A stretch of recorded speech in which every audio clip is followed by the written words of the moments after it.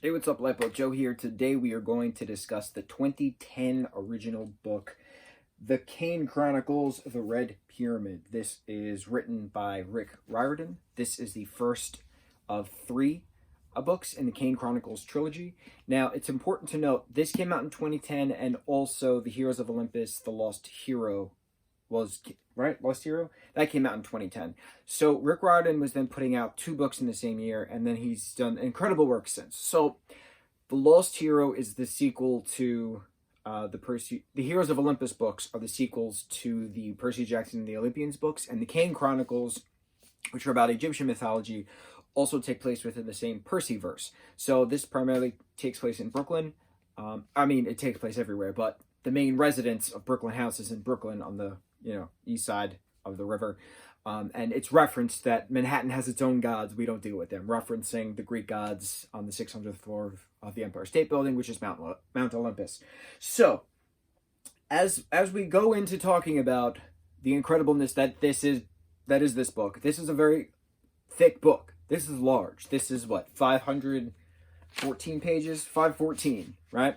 This is also before Rick started to put glossaries. Like, there's just an author's note. There's no glossary. And then future books later, we do actually get glossaries of, like, words that we might not know. Gods, goddesses, demons, monsters, anything, any little blurb that we can get for a glossary.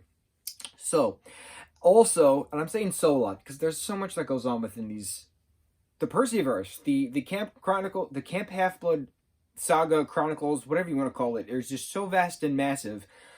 Because then we also have Magnus Chase and the Gods of Asgard thrown in. We also have the Trials of Apollo thrown in. But there's also, like, short stories thrown in as well. The most important collection of short stories, in my personal opinion, are Demigods and Magicians. Demigods and Magicians. We should read that and talk about it at some point, because it's a true crossover of Percy Jackson, Annabeth Chase, and Carter and Sadie Kane all having adventures mingling together.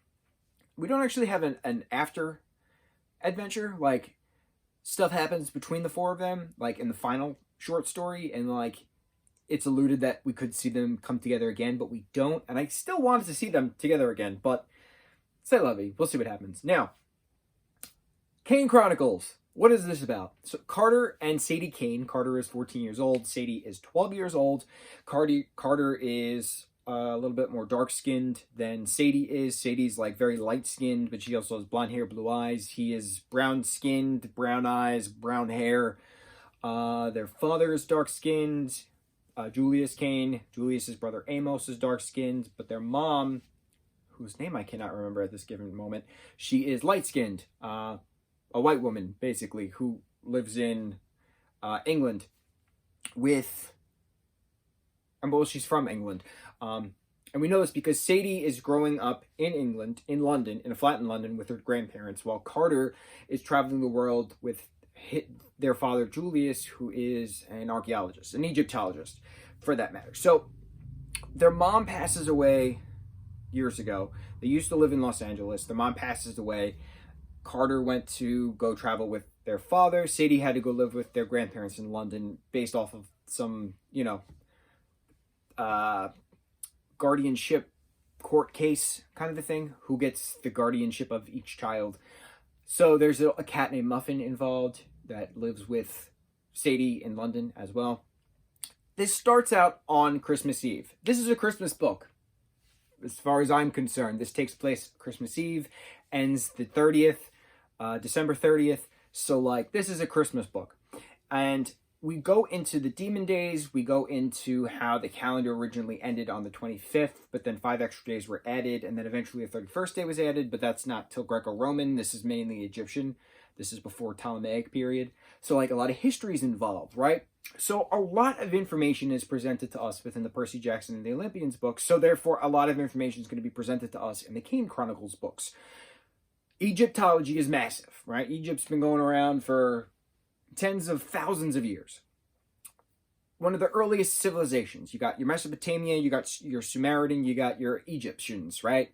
Upper and Lower Egypt, eventually combining into one. We now have Egypt as a whole now. Now it's Arabic, Islamic rule kind of a thing, but Egypt has gone through many, many different owners, right?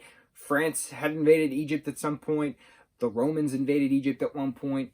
Germany invaded Egypt at one point during World War II specifically. But Alexander the Great, Alexander III of Macedon, he was Greco-Macedonian, and he had an entire empire, hence Alexandria. And then once he died, his general Ptolemy was crowned a pharaoh. And then that's when the whole Ptolemaic Empire happened, which is when you combine the Greek mythology with the Egyptian mythology into smushing it together. And it's just, Egypt's become a melting pot with the various ruling civilizations, if that makes sense. The English invaded for quite some time.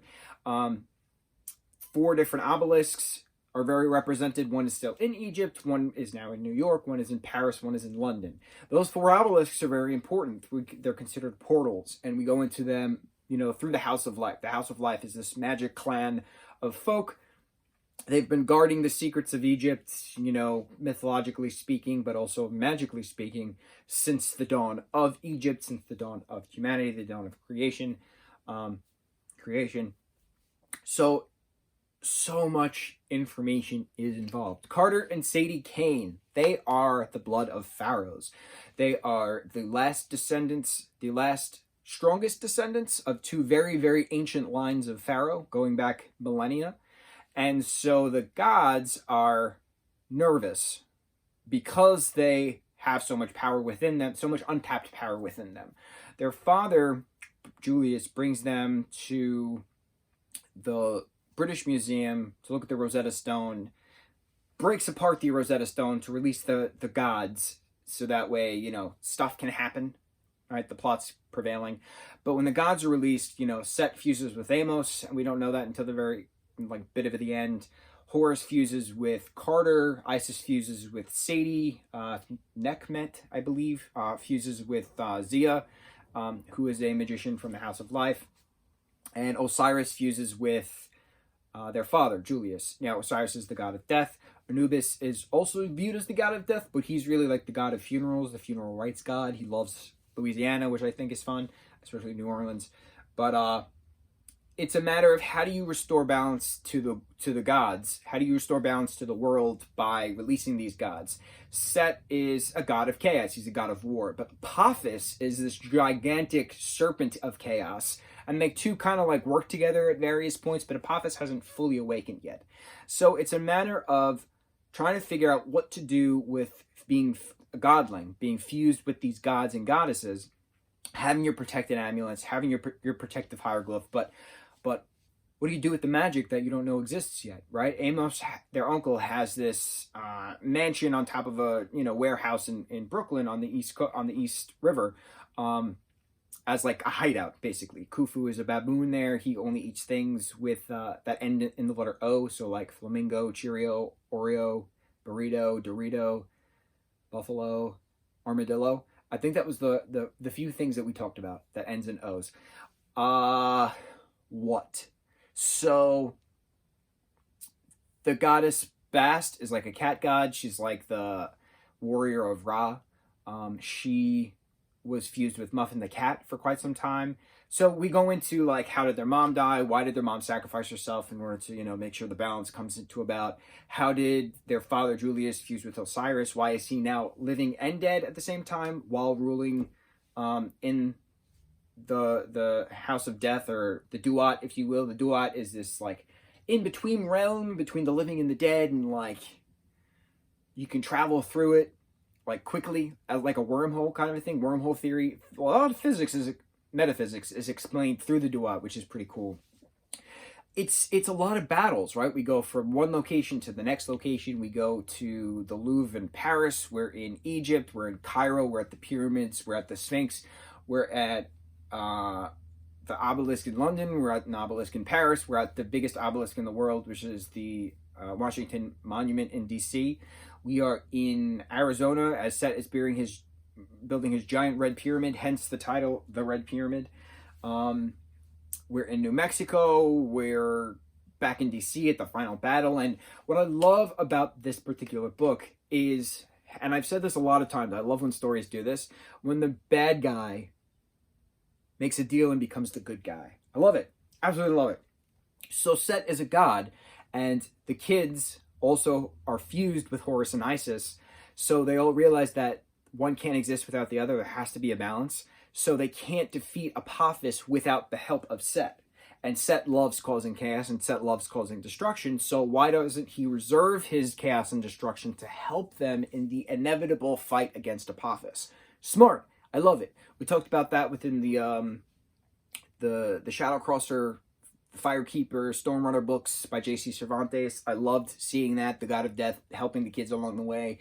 Zuko, Firelord Zuko in Avatar The Last Airbender. He was so, I must defeat the Avatar to restore my honor, right? In books 1 and 2, and then 3, you know, he completely changed his outlook and became Aang's firebending instructor to help overthrow his father Ozai. Like, it's pretty cool when you have the antagonist become a protagonist. I love that character development. That's why these books are awesome. So, what happens next? The next book is The Throne of Fire, and the next book after that is The Serpent's Shadow. Serpent obviously being Apophis, wrapping that up. And then we will talk about demigods and magicians. I think I will. Yeah, I'm definitely going to read that.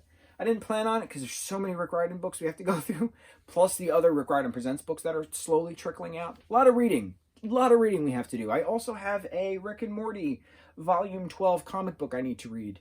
We have a lot to read. We have a lot to get through, but we can do this. So, Red Pyramid, The Kane Chronicles, The Red Pyramid by Rick Riordan. Awesome. Awesome book. Get your mind going. Obviously, you saw how cuckoo bananas my brain kept traveling. That's a stupid way to explain that. You saw how in-depth and focused my train of thought kept continuing on as we talked about plot points and revelations that we discovered in this book. This textbook, I will say, the following books of Rick Riordan, the Red Pyramid book, the Kane Chronicles books, the Heroes of Olympus books, thick. They're going to take us a while to read. My attention span is short. I love my Rick Riordan, but he writes textbooks in the future, in the further books to come. So bear with us all. All right. We are good. Mahalo.